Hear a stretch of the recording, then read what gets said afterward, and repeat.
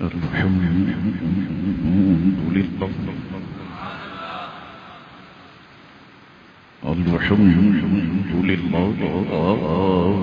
نحمده ونستعينه ونستغفره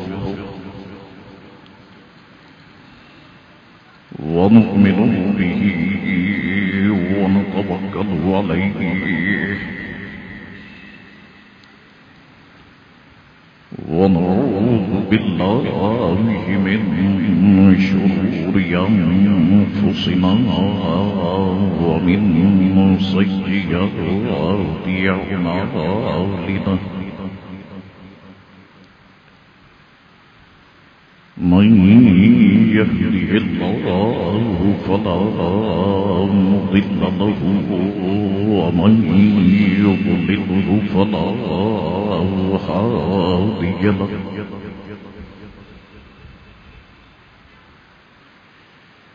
ونشهد أن لا إله إلا الله وحده لا شريك له ونشهد أن سيدنا ومولانا محمدا عبده ورسوله أرسله بالحق بشيرا ونذيرا أما بعد فأعوذ بالله من الشيطان الرجيم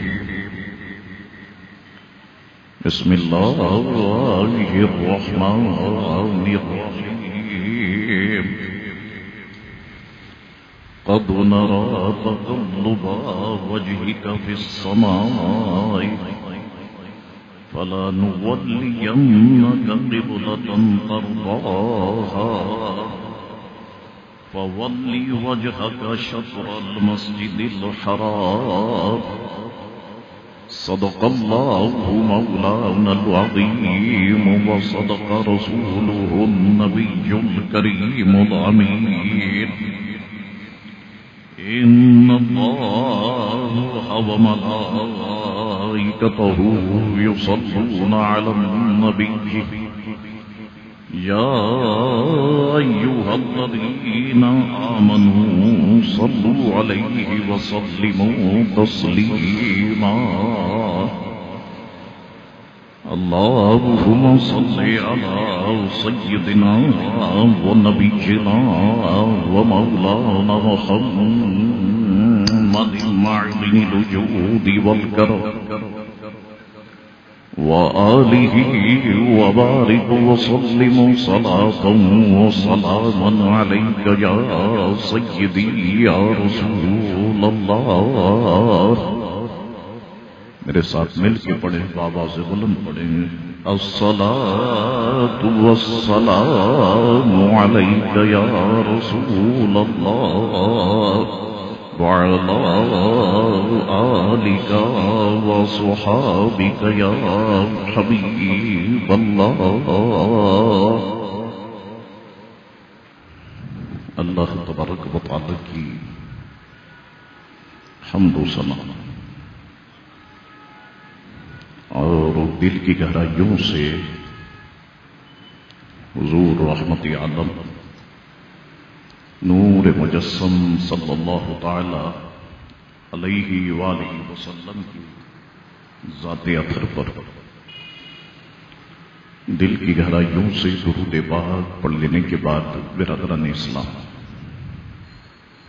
دعا ہے اللہ کریم سے کہ اللہ کریم ہم تمام مسلمانوں کے گناہوں کو معاف فرمائے اور ہم سب کو دین مبین کا نور کامل عطا فرمائے. جیسا کہ آپ کے علم ہے کہ گزشتہ نشست میں میں نے بلکہ پچھلی چاروں نشستوں میں میں نے عقیدے کی اہمیت اور اس کے فوائد، اور پھر حضور علیہ الصلوۃ والسلام کی مبارک سماعت، حضور علیہ الصلوۃ والسلام کے اختیارات، اس پر گفتگو کی، اور گزشتہ نشست میں بھی یہ بات آپ کے دل و دماغ میں بٹھانے کی کوشش کی کہ اسلام میں عقیدے کی بڑی اہمیت ہے۔ اگر عقیدہ درست ہوگا تو اعمال اللہ کی بارگاہ میں مقبول اور محبوب ہوں گے، اور اگر عقیدہ خراب ہوگا تو یاد رکھیں کہ کوئی بھی نیکی اللہ تبارک و تعالی کی بارگاہ میں مقبول نہیں ہوگی۔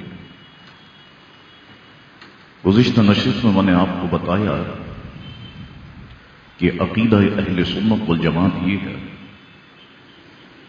کہ اللہ تبارک و تعالی نے اپنے پیارے محبوب علیہ السلام کو مکمل اختیارات کے ساتھ اس دنیا میں بھیجا،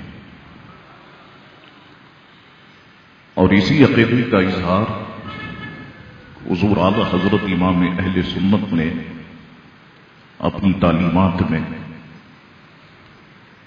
کیا بھی، اور ہمارے دل و دماغ میں بٹھایا بھی کہ حکم نافذ ہے تیرا، خامہ تیرا، سیف تیری، دم میں جو چاہے کرے یہ طور ہے شاہ تیرا، وہ زبان جس کو سب ان کی کنجی کہیں اس کی نافذ حکومت پہ لاکھوں سال۔ آئیے آج کی گفتگو کی طرف چلتے ہیں۔ اللہ تعالیٰ اپنے حبیب علیہ السلام کے تحفہ میری مدد فرمائے۔ بہت ہی خوبصورت آیت مقدسہ ہے، اور حضور علیہ السلام کی مبارک نعتوں سے بھری ہوئی ہے۔ ایک ایک لفظ، ایک ایک حرف بڑی اہمیت کا حامل ہے۔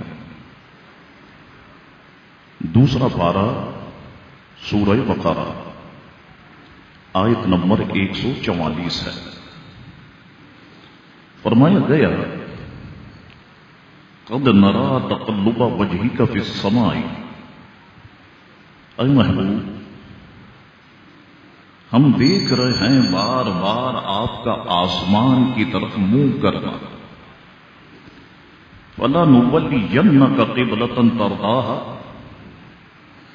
تو ضرور ہم آپ کو پھیر دیں گے اس قبلے کی طرف کہ جس میں آپ کی خوشی ہے۔ فَوَلِّ وَجْهَكَ شَطْرَ الْمَسْجِدِ الْحَرَامِ، ابھی اپنا منہ آپ پھیر دیں مسجد حرام کی طرف۔ مفسرین فرماتے ہیں اس کا شان نزول بیان کرتے ہوئے، اور شان نزول بھی بڑا خوبصورت ہے۔ مفسرین فرماتے ہیں کہ حضور علیہ السلام کو معراج شریف مکے میں ہوئی، حضور علیہ السلام تشریف لے گئے، اور معراج کی رات نمازیں مسلمانوں پہ فرض کر دی گئی، اور کعبہ شریف قبلہ مقرر کر دیا گیا کہ سارے مسلمان اس کی طرف رخ کر کے نماز پڑھیں گے۔ پھر ایک وقت آیا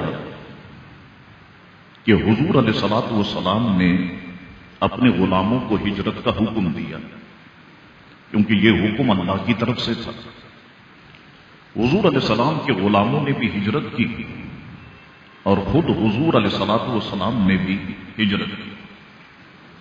ہجرت کے بعد بجائے کعبہ شریف کے مفسرین فرماتے ہیں کہ بیت المقدس یا بیت المقدس یہ قبلہ مقرر ہو گیا، اور حکم ہو گیا کہ سب مسلمان بیت المقدس کی طرف رخ کر کے نماز پڑھیں۔ مفسرین فرماتے ہیں کہ یہود و نصارہ کا قبلہ بھی بیت المقدس ہی تھا، تو اب یہودی مسلمانوں کو تانے دینے لگ گئے کہ دیکھیں آپ کے نبی علیہ الصلوۃ والسلام ہر معاملے میں تو ہماری مخالفت کرتے تھے، لیکن ہمارے ہی قبلے کی طرف رک کر کے نماز پڑھتے تھے۔ اب ظاہر سی بات ہے کہ یہ باتیں صحابہ کرام کی زبانوں سے حضور علیہ الصلوۃ والسلام کے مبارک کاموں تک پہنچی۔ اللہ اکبر۔ حضور کریم علیہ السلام کی اب خواہش ہوئی کہ مکہ معظمہ، کعبہ معظمہ دوبارہ سے ہمارا قبلہ ہو جائے۔ مفسرین فرماتے ہیں ان سارے معاملات کو ہوتے ہوئے 17 مہینے ہو چکے تھے اور مسلمان بیت المقدس کی طرف رک کر کے نماز پڑھتے تھے۔ ایک روز جبریل امی حاضر خدمت، تو حضور علیہ الصلوۃ والسلام نے جبریل سے فرمایا، جبریل میری خواہش یہ ہے کہ دوبارہ سے کعبہ معظمہ قبلہ مقرر ہو جائے اور ہم دوبارہ سے اس کی طرف رک کر کے نماز پڑھیں۔ اللہ اکبر۔ جبریل امین نے عرض کی، یا رسول اللہ صلی اللہ تعالی علیہ وسلم، میں بندہ الہی ہوں اور آپ اللہ تبارک و تعالی کے حبیب ہیں۔ اللہ اکبر۔ اب یہ بات عرض کر کے جبریل امین چلے گئے۔ مفسرین فرماتے ہیں جب جبریل چلے گئے نا تو حضور علیہ الصلوۃ والسلام نے وحی کے انتظار میں اپنا سر مبارک آسمان کی طرف اٹھاتے پھر جھکاتے، اٹھاتے پھر جھکاتے، چہرہ مبارکہ آسمان کی طرف، نگاہ مصطفیٰ آسمان کی طرف جاتی پھر آتی۔ اللہ اکبر۔ جب حضور علیہ السلام نے اس طرح دیکھنا شروع کیا، اللہ اکبر، تو اب مفسرین کرام فرماتے ہیں کہ حضور اس انتظار میں تھے کہ کب وحی آئے، کب وحی نازل ہو۔ حضور نے جب دیکھنا شروع کر دیا تو پروردگار عالم کو اپنے محبوب کی یہ ادا بہت پسند آئی۔ آیت مقدسہ نازل فرما دی، فرمایا اے محبوب، آپ کی اس پیاری ادا کو ہم ملاحظہ فرما رہے ہیں، ہم دیکھ رہے ہیں آپ کا چہرہ ناز اور نگاہ ناز بار بار آسمان کی طرف اٹھنا، ہم دیکھ رہے ہیں اے محبوب، ہم اسی کو قبلہ بنا دیتے ہیں جس کو آپ چاہتے ہیں۔ اللہ اکبر۔ نگاہ مصطفیٰ کیا پھری کہ سارا زمانہ پھر گیا۔ اللہ اکبر۔ تو یہاں پر پتہ چلا کہ تمام لوگ قانون کے پابند ہیں اور قانون مرضی محبوب کا منتظر ہے۔ اے محبوب، آپ چاہتے ہیں، آپ نگاہ پھیر دیں، ہم اسی کو کعبہ بنا دیں۔ اللہ اکبر۔ صوفیہ فرماتے ہیں پتہ چلا کہ کعبے کو جو عزت ملی ہے کہ سارے غوث، سارے قطب، سارے ابدال، سارے اللہ کے اولیاء اسی کی طرف رک کر کے نماز پڑھتے رہے یا پڑھتے ہیں یا پڑھتے رہیں گے۔ فرماتے پتہ چلا کہ یہ ساری عزت کعبے کو جو ملی ہے یہ آمنہ کے لال کے صدقے سے ملی ہے۔ اللہ اکبر۔ اب وہ لوگ جو یہ کہتے ہیں کہ اللہ تعالیٰ نے حضور علیہ السلام کو کچھ بھی اختیار نہیں دی، جس کا نام محمد یا علی ہے اس کے پاس کسی بھی قسم کا اختیار نہیں ہے۔ اللہ اکبر۔ بے وقوفوں، کیا یہ اختیار نہیں ہے؟ کیا اللہ تبارک و تعالیٰ کے حضور علیہ السلام محبوب نہیں ہے کہ رب فرماتا ہے محبوب آپ کیا چہرے ناز کا آسمان کی طرف اٹھنا، بار بار ملاحظہ کرنا، ہم اسے ملاحظہ فرما رہے ہیں، تو محبوب پھیر دیجیے اپنا رخ۔ اللہ اکبر۔ حضور نے رخ پھیرا تو دوبارہ سے کعبہ مسلمانوں کا قبلہ بن گیا۔ اللہ اکبر۔ یہ شان پیارے مصطفیٰ کریم علیہ الصلوۃ والسلام کی ہے۔ تو اب وہ لوگ جو یہ کہتے ہیں کہ حضور کو کچھ بھی اختیار نہیں ہے، تو میں ان سے کہوں گا آپ پھر بیت المقدس کی طرف رک کر کے نماز پڑھیں۔ اور ہم سارے مسلمان جو یہ عقیدہ رکھتے ہیں کہ اللہ نے اپنے محبوب کو تمام اختیارات کے ساتھ دنیا میں بھیجا ہے، ہم تو محبوب کے ماننے والے ہیں، ہم اسی طرف رک کر کے نماز پڑھیں گے جہاں پیارے آقا علیہ الصلوۃ والسلام نے رک کر کے نماز پڑھی۔ اللہ اکبر۔ یہ شان حضور کریم علیہ الصلوۃ والسلام کی ہے۔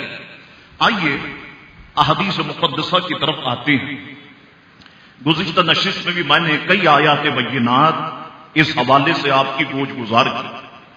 اب دیکھیے آپ احادیث کی کتابوں میں یہ چمکتی دمکتی احادیث مبارکہ اللہ اکبر، واضح طور پر پتہ چل رہا ہے کہ اللہ تعالیٰ نے اپنے محبوب کو کتنے اختیارات عطا فرمائے۔ آئیے پہلی حدیث کی طرف ہم چلتے ہیں۔ بخاری شریف کتاب المناقب ہے، اور جتنی بخاری شریف کی پرانی جلدیں ہیں اس میں ہوتا یہ تھا کہ جلد اول ہے اور صفحہ نمبر اس کا 516 ہے، تو بعد میں اب احادیث شریف کے نمبر لگا دیے گئے کہ 1001 1002 اس طریقے سے نمبر اب لگا دیے گئے، تو پہلے ایسا نہیں تھا لیکن اب کر دیا گیا، اور اب بہت آسان طریقہ ہو گیا کہ اگر آپ کسی بھی حدیث کو تلاش کرنا چاہیں تو ایسے ایسے دنیا عرب سے سافٹ ویئر انٹرنیٹ پر موجود ہیں کہ آپ کو جو لفظ تلاش کرنا ہے تو کئی کتابوں میں سے وہ لفظ نکال کر یہ انٹرنیٹ کی دنیا ایسی ہے کہ اسکرین پر آپ کے سامنے رکھ دیتا ہے۔ اللہ اکبر، بخاری شریف ہے۔ اب اس میں جس وقت ہم متن پڑھتے ہیں، عربی عبارت پڑھتے ہیں تو وقت بہت لگ جاتا ہے، لیکن جہاں پر ضرورت ہوگی میں بالکل پڑھوں گا، اور کیونکہ وقت محدود ہوتا ہے۔ ان ابی سعید الخدری رضی اللہ تعالی عنہ قال خطب رسول اللہ صلی اللہ علیہ وسلم الناس وقال ان اللہ خیر عبدا بین الدنیا وبین ما عنده فاختار ذلك العبد ما عند الله قال فبكى ابو بکر فعجبنا لبكائه ان يخبر رسول الله صلى الله عليه وسلم عن عبد خير فكان رسول الله صلى الله عليه وسلم هو المخير وكان ابو بکر عالمنا۔ یہاں پر جو درس نظامی کے طلباء ہیں اور جو نیٹ سے احادیث مبارکہ کو سرچ کرتے ہیں، اور بالخصوص ایک سافٹ ویئر ہے کہ جسے شاملہ کہا جاتا ہے، اور اس میں پہلے 10,000 کتابیں تھیں، اب 10,000 سے تعداد 20,000 سے بھی اوپر چلی گئی ہے، تو اسی میں سے زیادہ تر علماء حضرات اور دیگر لوگ احادیث مقدسہ تلاش کر لیتے ہیں، لیکن میں ان سے کہوں گا کہ احادیث مقدسہ کو بڑا باریک بینی سے دیکھنا ہے۔ جتنی اوریجنل کتابیں ہیں وہ آپ کے پاس ہونی چاہیے، کیونکہ بعض مرتبہ بڑا معاملہ ہو جاتا ہے کہ کہیں پر ہمیں زبر پڑھنا ہوتا ہے اور وہاں پر پیش لگا ہوا ہوتا ہے، تو معنی جو ہے وہ کہیں کے کہیں پہنچ جاتے ہیں۔ تو اصلی نسخے آپ کے پاس ہونے چاہیے تاکہ آپ اس کو دیکھیں، غور سے دیکھیں۔ اگر آپ صرف اور نحو میں ماہر ہے تو پھر آپ کے لیے کوئی بھی مشکل نہیں ہونی چاہیے، لیکن عموماً کیا ہوتا ہے کہ ہم دیکھتے ہیں بس اس کو پڑھ لیتے ہیں، لیکن کہیں نہ کہیں پر غلطی ضرور آ جاتی ہے۔ حضرت ابو سعید خدری رضی اللہ تعالیٰ عنہ فرماتے ہیں رسول اللہ علیہ السلام نے لوگوں کو خطبہ دیتے ہوئے ارشاد فرمایا، سنیے ذرا الفاظ، فرمایا بے شک اللہ تعالیٰ نے ایک بندے کو اختیار دیا ہے کہ جو کچھ دنیا میں ہے یا جو اللہ کے پاس ہے ان دونوں میں سے ایک کو پسند کر لے۔ اللہ نے اختیار دیا ہے جو کچھ دنیا میں ہے یا جو اللہ کے پاس ہے ان دونوں میں سے ایک کو پسند کر لے، تو اس بندے نے اسے پسند کیا جو اللہ کے پاس ہے۔ اب یہ مفہوم کے ساتھ تاکہ بات آپ کے دل و دماغ میں بیٹھ جائے، راوی فرماتے ہیں یہ خبر سن کر حضرت ابو بکر صدیق رضی اللہ تعالیٰ عنہ رونے لگ گئے۔ راوی فرماتے ہیں کہ ہمیں ان کے رونے پر تعجب ہوا کہ رسول اللہ علیہ السلام کو کسی ایسے بندے کی خبر دے رہے ہیں کہ جسے اختیار دیا گیا ہے۔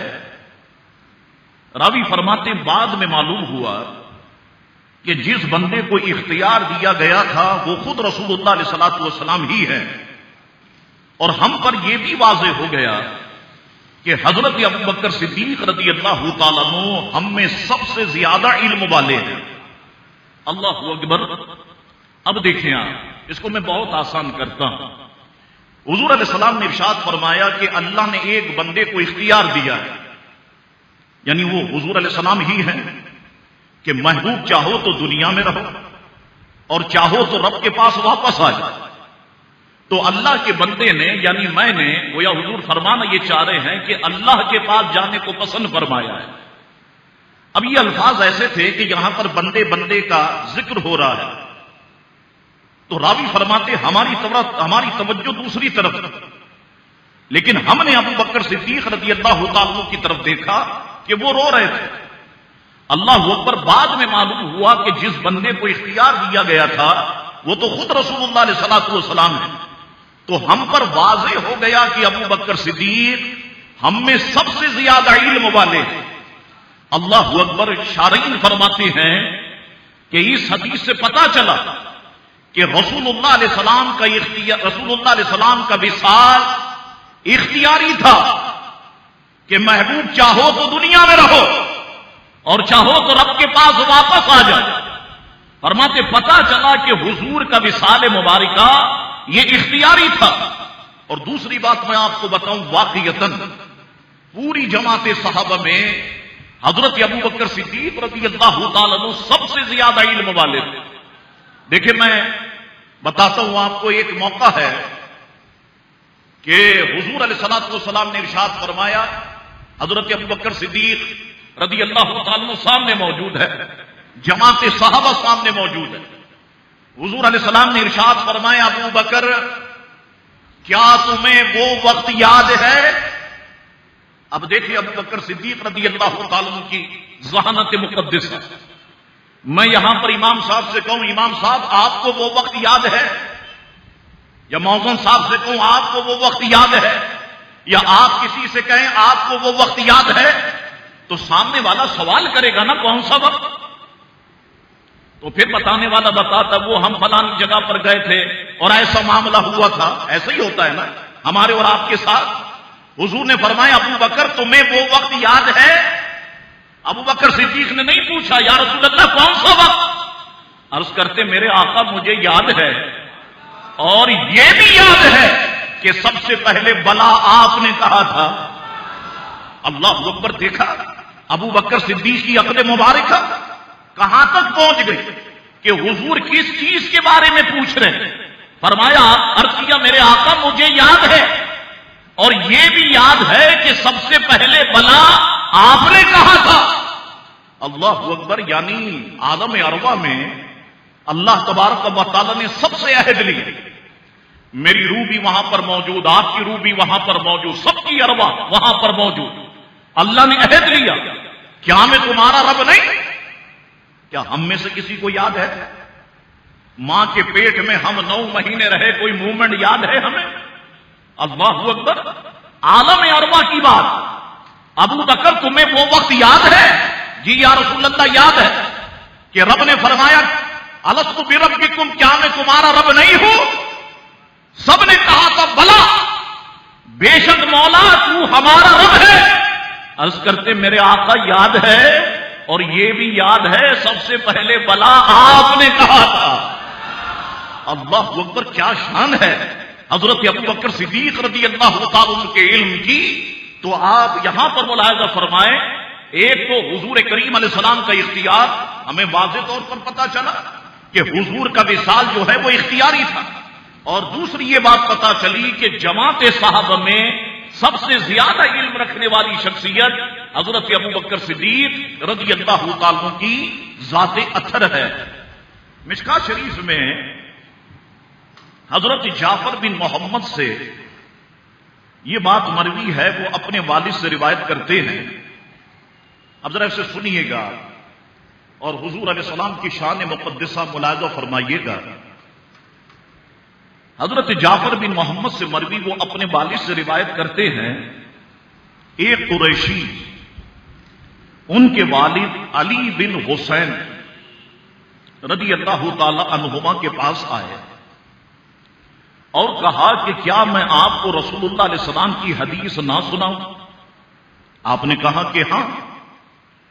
اس نے کہا کہ جب رسول اللہ علیہ السلام بیمار ہوئے تو آپ کے پاس جبریل آئے اور عرض کی، یا رسول اللہ صلی اللہ علیہ وسلم، اللہ تعالی نے مجھے آپ کے پاس بھیجا ہے خاص طور پر آپ کی عزت افزائی فرمانے اور احترام بجا لانے کے لیے۔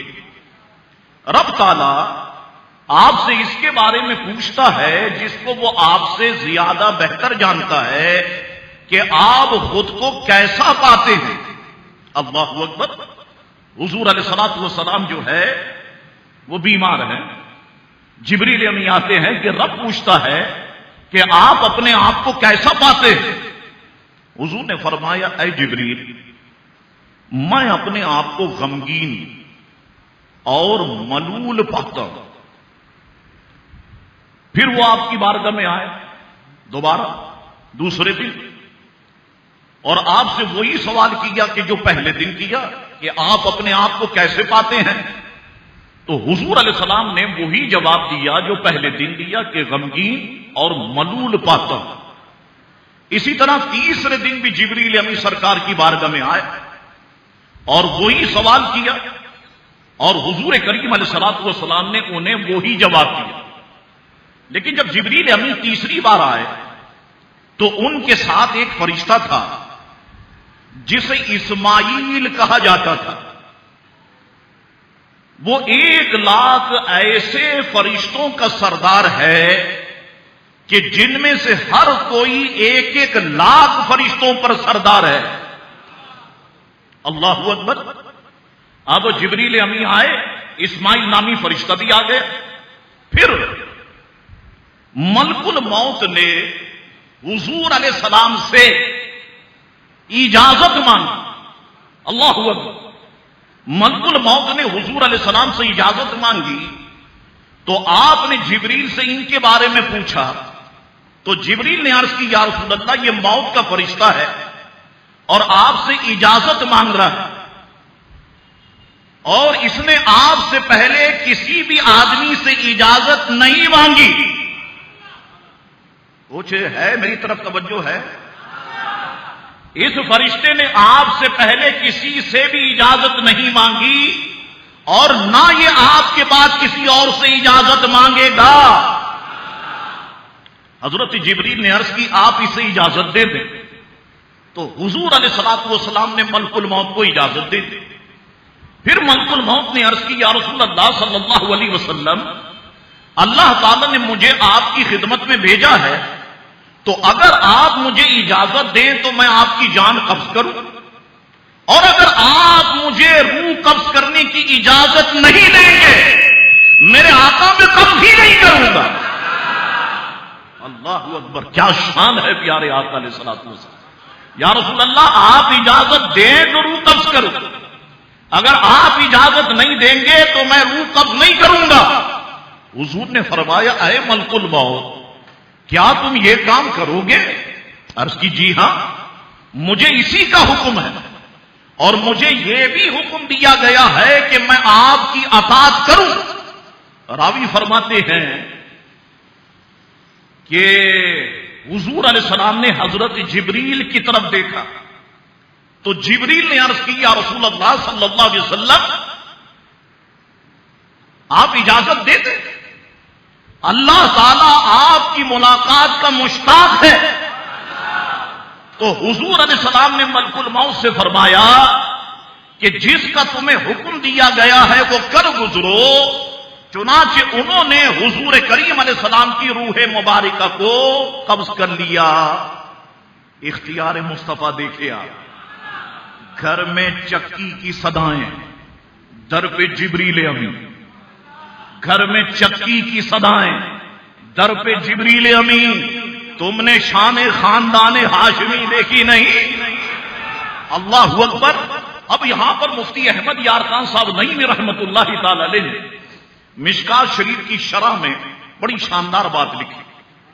مفتی احمد یار خان صاحب نعیمی رحمت اللہ تعالی علیہ فرماتے ہیں کہ اس حدیث سے یہ بات ثابت ہوئی کہ اللہ تعالیٰ نے مرض وفات میں آپ کے سوا، یعنی حضور علیہ السلام کے سوا کسی کی بھی مزاج پرسی نہیں کی، کسی کی بھی نہیں.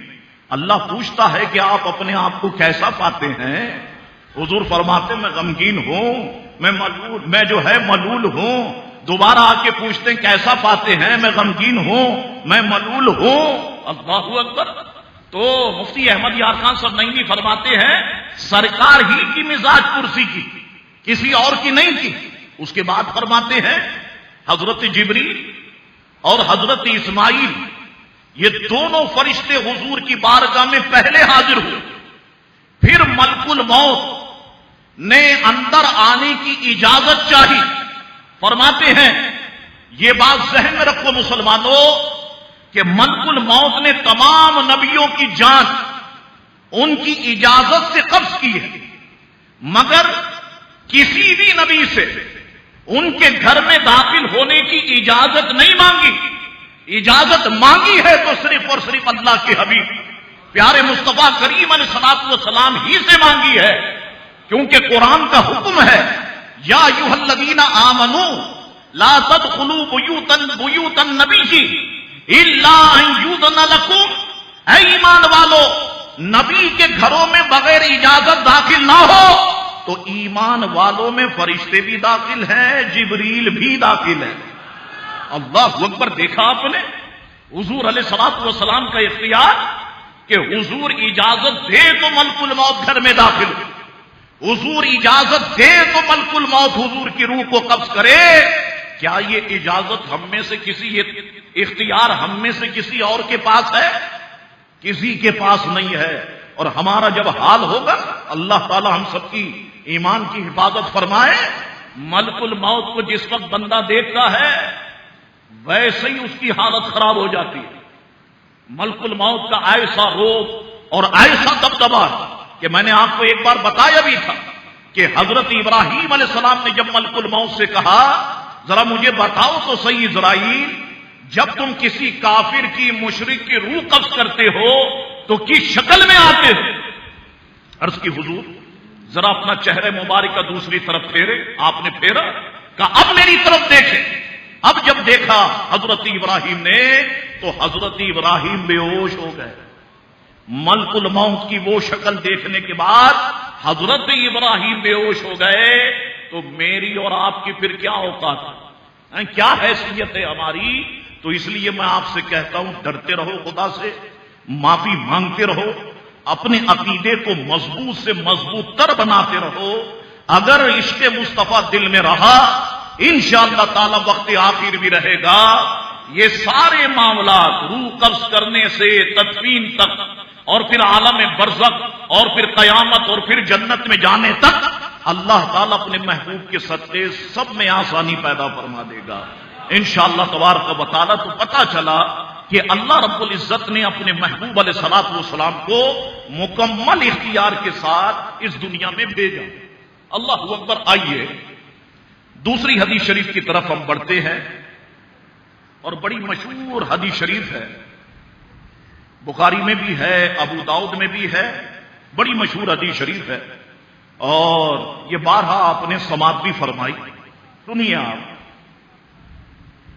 کہ کوئی شخص ماہ رمضان میں روزے کی حالت میں جانتے بوجھتے ہوئے اپنی بیوی سے ہم بستری کر لے، روزہ ٹوٹ جائے گا اور اس پر کفارہ لازم آ جائے گا۔ ایک تو یہ کہ وہ غلام یا لونڈی کو آزاد کرے گا، اگر وہ یہ نہ کر سکا تو 60 روزے وہ مسلسل رکھے گا پے در پے۔ اس میں کہیں بھی ایک بھی روزہ چھوٹ گیا تو دوبارہ سے کاؤنٹنگ شروع ہوگی، 60 روزے رکھنے ہوں گے، اور ایک روزہ وہ کہ جو اس کام سے ٹوٹا۔ اسی طرح 60 مساکین کو پیٹ بھر کر وہ 2 وقت کا کھانا کھلائے گا، غلام آزاد کرے گا، 60 دن کے روزے رکھے گا، 60 مساکین کو 2 وقت کا کھانا کھلائے گا۔ اب غلاموں کا دور تو چلا گیا، اور ایسا نہیں ہے کہ واپس نہ آئے، واپس آ سکتا ہے۔ اگر مسلمان حکمران غیرت دار بن جائے اور کہیں پر مسلمان ملک میں جنگ مسلط کر دی جائے کفار کی طرف سے، اور مسلمان اس جنگ کو جیت لیں گے، پھر ایک پورا نظام ہے کہ امیر المومنین ہونا چاہیے، پھر جو لوگ گرفتار کریں گے وہ غلام بن جائیں گے مرد، اور عورتیں جو ہیں وہ باندیا بن جائیں گی، ایک پورا طریقہ ہے اس میں اسلام کا۔ تو اب وہ غلام کا دور تو گیا، 60 دن کے روزے رکھے گا یا 60 مسکین کو 2 وقت کا کھانا کھلائے گا. اللہ اکبر، یہ شریعت کا قانون ہے. لیکن آئیے زبان مصطفیٰ کریم علیہ السلام کا اعجاز، وہ زبان جس کو سب کن کی کنجی کہیں، اس کی نافذ حکومت پہ لاکھوں سلام. امام بخاری نے اس حدیث شریف کو روایت کیا اور یہ بھی بڑے طویل حدیث ہے، میں ترجمے پر اکتفا کرتا ہوں. حضرت ابو ہریرہ فرماتے ہیں ہم حضور علیہ السلام کے پاس بیٹھے ہوئے تھے، ایک شخص آیا، اس نے عرض کی یا رسول اللہ صلی اللہ علیہ وسلم میں ہلاک ہو گیا. آپ نے فرمایا تجھے کیا ہوا؟ اس نے عرض کی میں نے روزے کی حالت میں اپنی بیوی سے صحبت کر لی. حضور نے فرمایا کیا تو غلام رکھتا ہے جسے تو آزاد کر سکے؟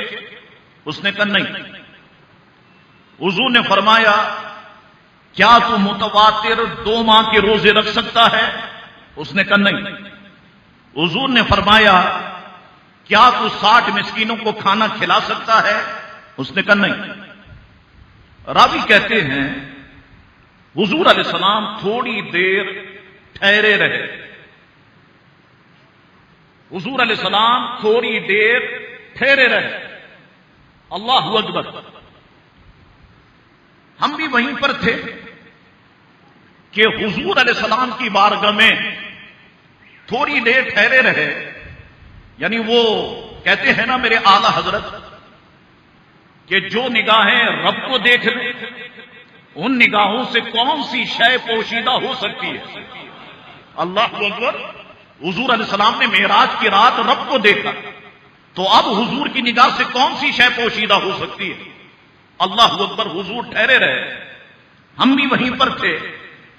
تو حضور علیہ السلام کی بارگاہ میں ایک کھجوروں سے بھرا ہوا ٹوکرا پیش کیا گیا. آپ نے ارشاد فرمایا سائل کہاں ہے؟ اس نے جواب دیا یا رسول اللہ میں حاضر ہوں. آپ نے فرمایا ٹوکرا پکڑو اور اسے صدقہ کر دو. اس شخص نے عرض کی یا رسول اللہ کیا مجھ سے زیادہ کوئی محتاج ہے کہ جس پر صدقہ کروں؟ اللہ کی قسم مدینہ منورہ کے دونوں کناروں کے درمیان کوئی شخص ایسا نہیں جو میرے گھر والوں سے زیادہ محتاج ہو.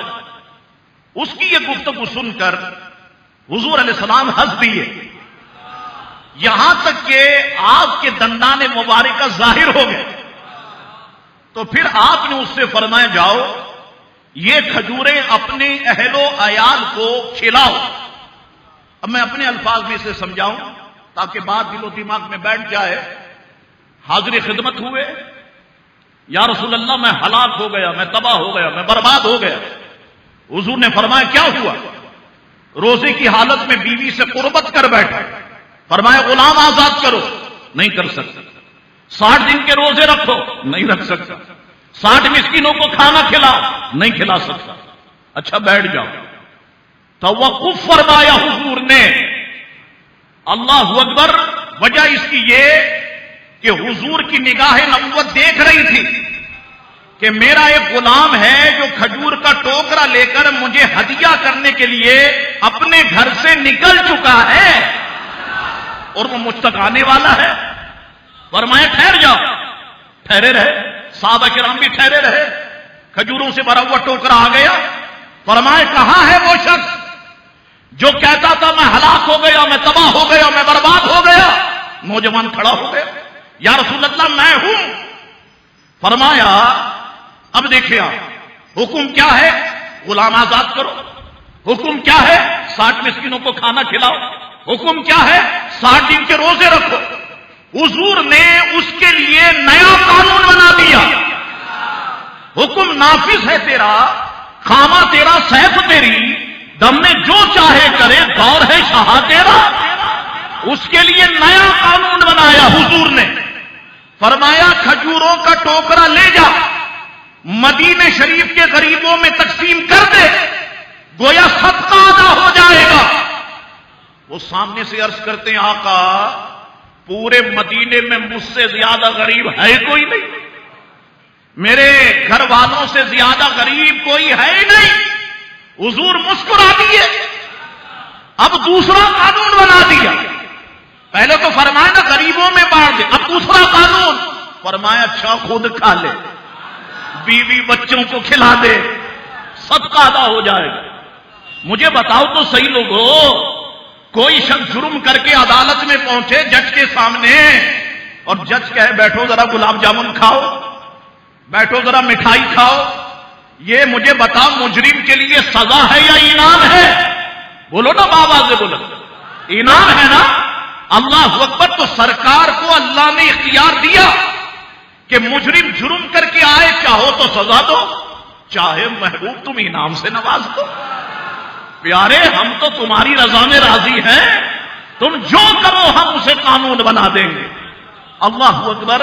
ابو داؤد شریف کے اندر یہ روایت یہ الفاظ موجود ہیں، امام ابو داؤد فرماتے ہیں کہ حضور کا یہ اجازت دینا صرف اسی شخص کے ساتھ خاص تھا، اگر فی زمانہ کوئی روزہ توڑے گا تو اس کے لیے کفارہ ادا کیے بغیر کوئی بھی چارہ نہیں ہوگا۔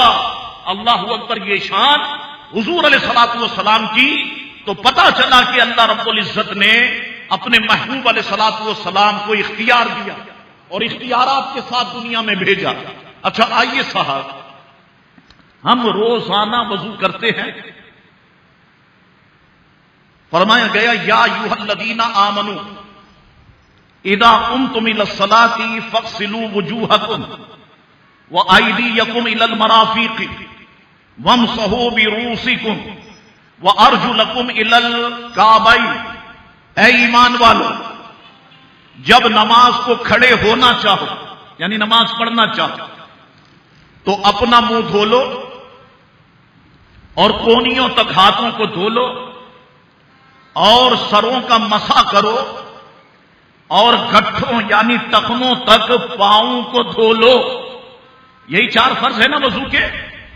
چہرہ دھوئے گا، ہاتھ کونیوں سمیت دھوئے گا، سر کا مسح کرے گا اور پاؤں کو گٹھوں تک دھوئے گا، ٹخنوں تک دھوئے گا۔ یہی ہے، ہم سب سنتے آئے، ہم سب کرتے آئے، 5 وقت کرتے ہیں۔ اس میں کوئی تبدیلی ہو سکتی ہے؟ نہیں صاحب، میں پاؤں کو نہیں دوں گا، میں جس طرح سر کا مسح کیا میں اس پہ بھی مسح کروں گا۔ آئیے صاحب، میرے آقا کا اختیار دیکھو۔ اللہ اکبر۔ امام بخاری فرماتے ہیں، کتاب الوضو ہے، جلد اول ہے، حضرت مغیرہ ابن شعبہ رسول اللہ علیہ السلام سے روایت کرتے، آپ قضائے حاجت کے لیے تشریف لے گئے اور حضرت مغیرہ پانی کا مشکیزہ لے کر آپ کے پیچھے گئے اور آپ کی خدمت میں پانی پیش کیا۔ جب آپ قضائے حاجت سے فارغ ہوئے پھر آپ نے وضو فرمایا اور مبارک پاؤں پر جو موزے پہنے تھے سرکار نے اس پر مسح فرمایا۔ پاؤں کو دھویا نہیں، سرکار نے مسح فرمایا۔ اللہ اکبر۔ حضرت خزیمہ فرماتے ہیں رسول اللہ علیہ السلام نے فرمایا، ابو داؤد شریف کی حدیث، رسول اللہ علیہ السلام نے فرمایا موضوع پر مسح کرنا مسافروں کے لیے 3 دن اور مقیم کے لیے 1 دن اور 1 رات تک جائز ہے۔ اللہ اکبر۔ اب خدا کا حکم یہ ہے کہ پاؤں 2 گھٹوں تک، ٹخنوں تک، اور حضور علیہ الصلوۃ والسلام نے مسح فرمایا، اور یہاں پر سرکار فرما رہے ہیں کہ مسافر کے لیے 1 دن اور مقیم کے لیے 1 دن۔ سرکار فرما رہے ہیں کہ مسافر کے لیے 3 دن اور مقیم کے لیے 1 دن ہے۔ اللہ اکبر۔ اب اس موزے سے مراد یہ اپنا نائلون کا موزہ نہیں سمجھ لینا، یہ سوتی موزہ نہیں سمجھ لینا، یہ مسح الخفین ایک باب ہے فقہ کے اندر اور اس پر بڑی طویل بحث ہے کہ موزہ کیسا ہونا چاہیے۔ چلیے میں ذرا تھوڑا سا آپ کو اسے سمجھا بھی دیتا ہوں، تھوڑا وقت ہے تو، کہ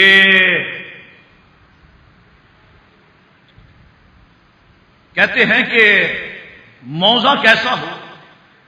عموماً جو سوتی یا اونی موزے پہنے جاتے ہیں ان پر مسح جائز نہیں، ان کو اتار کر پاؤں دھونا فرض ہے۔ مرد و خواتین دونوں مسح کر سکتے ہیں۔ موزے پاؤں سے چمٹے ہوئے ہوں کہ اس کو پہن کر آسانی کے ساتھ خوب چل پھر سکیں، چمڑے کا ہو یا صرف تلا چمڑے کا ہو اور باقی کسی دبیس چیز کا ہو۔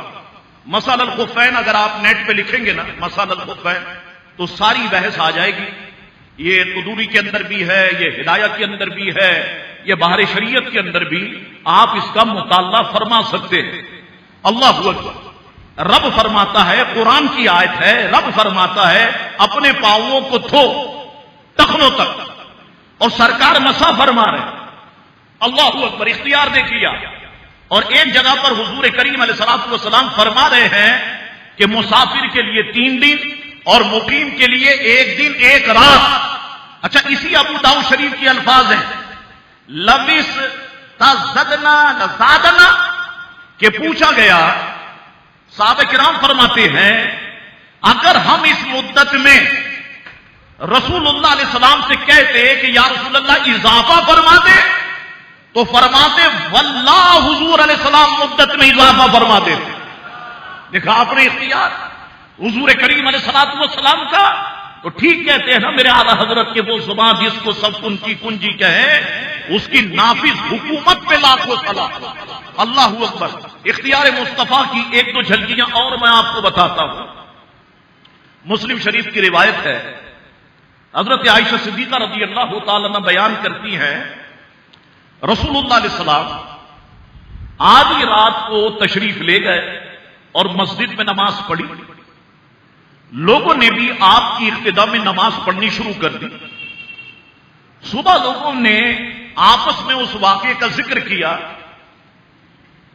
تو پہلی بار سے زیادہ لوگ جمع ہو گئے۔ دوسری رات رسول اللہ علیہ السلام تشریف لائے، لوگوں نے آپ کی ابتدا میں نماز پڑھی، پھر لوگوں نے صبح اس واقعے کا تذکرہ کیا تو تیسری رات مسجد میں بہت لوگ جمع ہو گئے اور رسول اللہ علیہ السلام تشریف لائے تو لوگوں نے آپ کی ابتدا میں نماز پڑھی۔ چوتھی رات کو اس قدر کثرت ہو گئی، صحابہ کرام اتنے جمع ہو گئے کہ مسجد تنگ پڑ گئی، تو رسول اللہ علیہ السلام ان کے پاس تشریف نہیں لائے۔ لوگوں نے صلا پکارنا شروع کر دیا، رسول اللہ علیہ السلام نہیں آئے، حتیٰ کہ صبح کی نماز کے وقت تشریف لائے۔ یہ رمضان شریف کی بات ہے، صبح کی نماز کے وقت تشریف لائے تو آپ لوگوں کی طرف متوجہ ہوئے، کلمہ شہادت پڑھا اور اس کے بعد فرمایا گزشتہ رات تمہارا حال مجھ پہ مخفی نہیں تھا، لیکن مجھے یہ خوف تھا کہ کہیں تم پر رات کی نماز یعنی تراویح فرض نہ کر دی جائے اور تم اس کی ادائیگی سے عاجز آ جاؤ۔ اللہ اکبر۔ شارعین فرماتے ہیں اس حدیث سے پتہ چلا کہ رسول اللہ علیہ السلام اگر چاہتے تو امت پر تراویح کی نماز فرض ہو جاتی اور 1-2 دن مزید اس نماز کو اختیار کر لیتے تو ممکن تھا کہ یہ فرض ہو جاتا۔ فرماتے ہیں اگر اس حدیث پاک کو گہری نظروں سے دیکھا جائے تو یہ بات معلوم ہوگی کہ حضور کا یہ فرمانا کہ تم اس کی ادائیگی سے عاجز آ جاؤ گے، یہ بظاہر خطاب تو صحابہ کرام سے تھا، لیکن حقیقت میں خطاب ہم سے تھا۔ صحابہ کرام کو تو نمازوں سے محبت تھی، وہ نماز تراویح سے اگر فرض ہوتی تو عاجز نہیں آتے۔ تکلیف کس کو ہوتی؟ بعد میں آنے والوں کو، تو خطاب بعد میں آنے والوں کے لیے ہے۔ اور ہمارا حال تو آپ کو پتہ ہی ہے، ہم دین کے معاملے میں بھی شارٹ کٹ کے عادی ہو گئے۔ اور آپ دیکھیں جب نماز تراویح ہوتی ہے نا، 1-2 دن تو آپ کو بڑا ہجوم دکھائی دے گا، بڑا آپ خوش ہوں گے، صاحب مسجد بھری ہوئی ہے، اور تیسرے دن سے ایسے مجتہد آپ کو نماز میں ملیں گے۔ 8 رکعت ختم ہوئی، 12 آدمی مسجد سے باہر۔ اچھا، اب کچھ لوگ 12 کے بعد جانے لگے۔ جب علماء کرام نے سختی کی نا کہ 20 پڑھنی چاہیے، 12 کے بعد جانے لگے۔ 12 ختم ہوئی، وہ 20 آدمی مسجد سے باہر۔ اللہ اکبر، یہ کہاں سے مسئلہ نکال کے لے آئے 8 رکعت نماز تراویح؟ 12 رکعت نماز تراویح کہاں سے نکال کے لے آئے؟ کہتے نہیں صاحب وہ بنس روڈ پہ جائے نا آپ، فلانی جگہ پر مسجد ہے، وہ لوگ کہتے ہیں کہ 8 رکعت پڑھنی چاہیے۔ تو میں نے کہا مجھے یہ بتاؤ، جب فاروق اعظم کے دور میں تراویح لازم کر دی گئی ماہ رمضان میں، تو کون سی مسجد تھی فاروق اعظم کے دور میں جہاں پر 8 رکعت نماز تراویح پڑھی جاتی تھی؟ ذرا ہمیں بھی تو بتاؤ، ذرا ہمیں بھی تو سمجھاؤ۔ تو قوم عبادت کے معاملے میں جتنی سست ہے، اس کا حال آپ سب کے سامنے ہے۔ تو حضور کریم علیہ الصلوۃ والسلام نے ارشاد فرمایا کہ مجھے یہ خوف تھا کہ کہیں تم پر رات کی نماز یعنی نماز تراویح فرض نہ کر دی جائے۔ اللہ اکبر! تو اللہ تعالی نے حضور کو اختیار دیا ہے، اگر حضور چاہتے تو نماز تراویح فرض کر دی جاتی، لیکن حضور نے نہیں چاہا تو نماز تراویح بھی فرض نہیں ہوئی۔ اللہ اکبر! یہ اختیار مدینے والے مصطفیٰ کریم صلی اللہ تعالی علیہ وسلم کا ہے۔ دوستو باتیں بہت ہیں میرے پاس۔ اللہ رب العزت نے اپنے محبوب علیہ الصلوۃ والسلام کو کتنے اختیارات کے ساتھ اس دنیا میں بھیجا کہ عقل انسانی حیران ہو کر کے رہ جاتی ہے۔ بہرحال اتنی بات دماغ میں رکھو کہ حضور علیہ السلام اللہ کے محبوب ہیں۔ حضور جو کہہ دیں رب اسے قانون بنا دیتا ہے، اور جس کو چاہیں جس قانون سے چاہیں مستثنا فرما دے۔ یہ حضور علیہ الصلوۃ والسلام کا اختیار ہے، اور ہمیں اپنی دل و جان سے زیادہ حضور علیہ السلام سے محبت کرنی چاہیے۔ اپنے عقیدے کو ہم نے مضبوط سے مضبوط تر بنانا چاہیے۔ میں مسجد کے چندے کا اعلان بھی کرتا ہوں، اور جب تک چندہ جمع ہوتا رہے گا تو میں 2-3 باتیں آپ سے کچھ کرنا بھی چاہتا ہوں۔ الحمدللہ اب یہ 4تھی چھت کا کام جاری ہے، اور انشاءاللہ تعالی عید سے پہلے یا عید کے بعد 4تھی چھت بھی وہ ڈل جائے گی، اور اوپر الحمدللہ وائرنگ کا کام بھی شروع ہو چکا ہے۔ آپ جا کر کے ملاحظہ فرما سکتے ہیں۔ تو وائرنگ کا کام ہوگا، اور اس کے بعد پلستر وغیرہ ہوگا، تو انشاءاللہ تعالی فنیشنگ کی طرف مسجد کو لے کے جائیں گے۔ یہ مسجد جو بلڈر بنا رہے ہیں ہمارے الطاف بھائی، ان کے بڑے بھائی کا انتقال ہوا 2-3 دن پہلے۔ آپ دعا کریں کہ اللہ تبارک و تعالی ان کی مغفرت فرمائے، ان کے درجات کو بلندی عطا فرمائے، اور سارے لواحقین کو اللہ تبارک و تعالی صبر جمیل عطا فرمائے۔ اس صبر جمیل پر اللہ تعالی اجر عظیم عطا فرمائے۔ ایک ہمارے نعت خواں ساتھی تھے ذوالفقار حسینی بھائی، اسی دن کے جب الطاف بھائی کے بڑے بھائی کا انتقال ہوا، اسی دن ذوالفقار حسینی صاحب کا بھی انتقال ہوا، اور اچھے خاصے صحت مند آدمی تھے، کوئی بیماری نہیں تھی۔ اور آپ نے سنا بھی پھر میڈیا کے ذریعے سے بھی کہ کس طریقے سے ان کا انتقال ہوا ہے۔ تو یہ ایک بیماری ہے، نیگریا اس کو کہتے ہیں، اور میں 2014 سے میرے پاس موبائل میں سارا اس کا ریکارڈ موجود ہے کہ 2014 سے میری اس بیماری پر نظر ہے، اور اس کو اسٹڈی کرتا رہا کہ یہ کس طرح سے پھیلتی ہے، کس طرح سے لگتی ہے۔ اور 2014 میں 2 اموات ہوئی تھی، اور ابھی تک 10 موتیں اس نیگریا وائرس کے ذریعے سے ہو چکی ہیں۔ یہ میٹھے پانی میں پایا جاتا ہے اور تازہ پانی میں پایا جاتا ہے، جہاں پہ گرمی کی شدت ہو وہاں پر یہ جراثیم پیدا ہو جاتا ہے۔ اب جانتے ہیں ہمارے یہاں بہت زیادہ شوق ہو گیا نا لوگوں کو فارم ہاؤس جانے کا، اور ہمارے بچوں کو سوئمنگ پول جانے کا، اور پھر وہاں جا کر کے وہ اسٹینڈز وغیرہ جو دکھاتے ہیں کرتب۔ تو جس وقت آپ سوئمنگ پول میں ڈائیو لگاتے ہیں تو آپ محسوس کرتے ہیں ہم سب کے ساتھ کہ جس وقت ہم سمندر میں چلے جائیں تو پانی ناک کے ذریعے سے دماغ تک پہنچ جاتا ہے۔ تو یہ جراثیم اسی وقت کام کرتا ہے، ناک کے ذریعے سے دماغ تک پہنچتا ہے، اور اس کی غذا ہے دماغ، مغز اس کی غذا ہے۔ یہ دماغ کو کھانا شروع کر دیتا ہے، اور بڑی تیزی سے دماغ کو کھاتا ہے کہ انسان کو پتہ نہیں چلتا۔ ذوالفقار بھائی کے بڑے بھائی سے بھی میری بات ہوئی ہے، انہوں نے بھی کہا کہ ہمیں پتہ نہیں چلا۔ درد ہوتا ہے جب انسان نہا کر کے آتا ہے کبھی سمندر میں تو باڈی میں اس کے درد ہوتا ہے. تو عموماً ہم تو آپ جانتے ہیں ہم سب کے سب پاکستانی ڈاکٹر ہیں اور ہمیں کسی ڈاکٹر کے پاس جانے کی ضرورت ہی نہیں ہے. وہ ہمارے گھر والے ہم سے بڑے ڈاکٹر ہیں, وہ پیناڈول کھلا دیں گے, وہ ڈسپرین کھلا دیں گے, اس کو پیناڈول کھلا دیں کہ صاحب جسم میں درد ہے ابھی ختم ہو جائے گا. لیکن یہ درد یہ گردن سے شروع ہوتا ہے اور پھر کیفیات تبدیل ہونا شروع ہو جاتی ہے.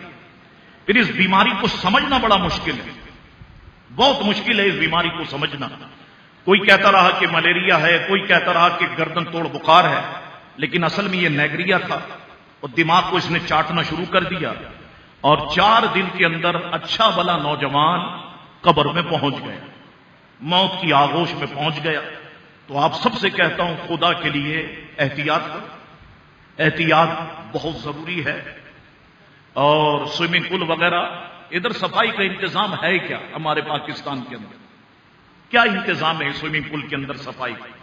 میں دنیا میں دیکھتا ہوں کیلورین بڑی تعداد میں پانی میں استعمال کی جاتی ہے. خصوصاً اگر آپ ہوسٹن جائیں اور ہوسٹن میں اگر آپ نہانے کے لیے جائیں, شاور میں اگر آپ غسل بھی کر رہے ہو تو پانی اس کا جب ناک میں جاتا ہے تو چھینکیں شروع ہو جاتی ہے. تو میں نے وہاں کے لوگوں سے کہا یار اتنی جگہ پر ہم جاتے ہیں نہاتے ہیں لیکن یہ بیماری نہیں ہوتی, یہ تکلیف نہیں ہوتی, یہاں پہ کیوں ہے؟ تو وہاں پر کیلورین بڑی مقدار میں جو ہے وہ پانی میں ڈالی جاتی ہے.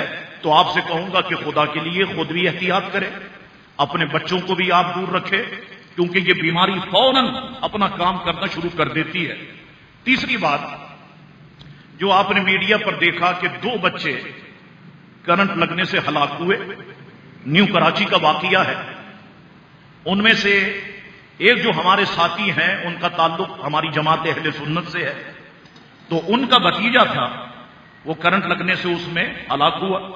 وہ کہتے میں ذوالفقار بھائی کی تدفین کے لیے گیا ہوا تھا اور وہاں سے آیا تو یہ معاملہ ہوا.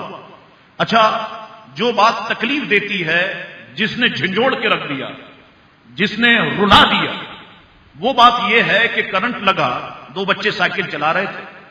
آپ جانتے ہیں میں نے اور آپ نے سب نے سائیکل چلائی ہے, تو ہم کیا کرتے ہیں کبھی پول پہ ہاتھ لگا دیتے ہیں, کبھی دیوار پہ ہاتھ رکھ دیتے ہیں.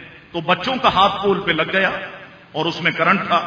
یہ بچے 1 گھنٹے تک تڑپتے رہے اور لوگ موبائل سے مووی بناتے رہے, کوئی ان کی جان بچانے کے لیے نہیں گیا. یہ اس قوم کا المیہ ہے. تو یہ قوم تباہ نہیں ہوگی تو اور کیا ہوگا. دونوں بچے تڑپ رہے ہیں, مر رہے ہیں اور بچانے کی کوئی کوشش نہیں کر رہا, سب موبائل سے مووی بنانے میں مصروف ہیں. تو آپ سوچیں کہ اس قوم کا جو ہے وہ کیا حال ہوگا آگے جا کر کے, کہ یہ سارا نظارہ وہ اپنے سامنے دیکھ رہے. اور پھر دوسری بات یہ ہے کہ اس میں ایک بہت بڑا قصور میڈیا کا. یہ ایسے الو کے پٹھے چھوٹی چھوٹی باتوں کو ہائی لائٹ کرتے, وہ فلاں کرکٹر کو انڈیا میں لڑکی پسند آ گئی, وہ اس سے شادی کرنا چاہ رہا, اسی کو چلا رہے. او بھائی بارش کا موقع ہے, قوم میں کوئی اویئرنیس تو پیدا کرو کہ لوگوں دیکھو جب بارش ہوتی ہے تو کھمبوں کے اندر پولز کے اندر کرنٹ آ جاتا ہے, خود بھی دور رہو, اپنے بچوں کو بھی دور رکھو. بجلی کا تار جو کرنٹ سے بھرا ہوتا ہے پانی میں گر جاتا ہے, کرنٹ پھیل جاتا ہے, تو باہر نکلنے کی کوشش ہی آپ نہیں کریں, آپ گھر کے اندر رہے. تو یہ بارش آنے سے پہلے اویئرنیس پیدا کرنی چاہیے. اور اگر کوئی ایسا واقعہ ہو جائے, مجھے بتائیے پانی میں کرنٹ ہے اور کوئی مر رہا ہے, ہم اسے بچائیں کیسے؟ کوئی طریقہ ٹی وی پہ بتایا گیا؟ نہیں بتایا گیا. تو میں کہنا چاہتا ہوں کہ خبر نامے کے اندر خدا کے لیے کوئی 3 منٹ 5 منٹ اس حوالے سے رکھے تو صحیح.